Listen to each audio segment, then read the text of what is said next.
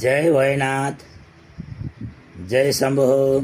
यदि तपाईंको चिनामा यानी कि कुण्डलीमा तपाईंको लग्नमा यदि बृहस्पति अथवा गुरु बसेका छन् भने तपाईं रिसाउनु हुन्न, यानी कि तपाईंको रिस अत्यन्तै कम छ।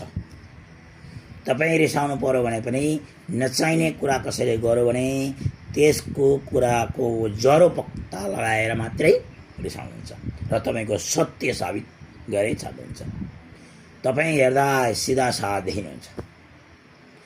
बृहस्पति चन्द्रमा लग्न भएको छ भने, शुक्र ग्रह लग्न भएको छ भने र बुध ग्रह लग्न भएको छ भने तपाईंको मानसिक टाउको सम्बन्धी एकदम ठन्डा, तपाईं सधैँभरि ठन्डा यानी कि चिसो तपाईंको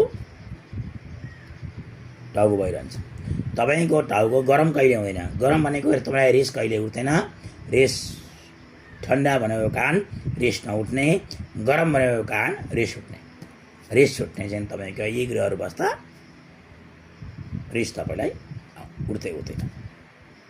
रिस कसैमा उठ्छ भन्दा तपाईलाई हुँदै नभएको कुरा कसैले गरिदिँदै गयो अथवा तपाईलाई आफूले नमिलेको कुराहरू चाहिँ गाउँभरि उसले प्रचार गर्यो भने त्यस्तो कुरा चाहिँ तपाईले प्रमाणसहित पेश गरेर भन्न सक्नुहुन्छ।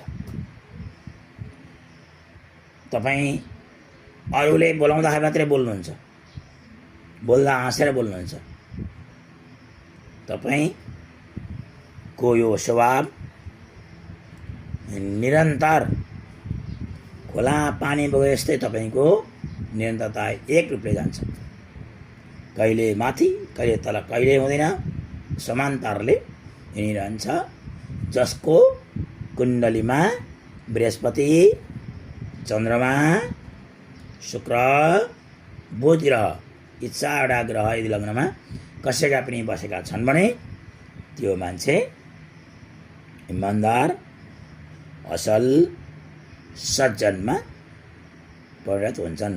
जय भोलेनाथ, जय शम्भु। यदि यो भिडियो राम्रो लाग्यो भने तपाईले लाइक र कमेन्ट र सब्स्क्राइब गरिदिन सक्नुहुनेछ।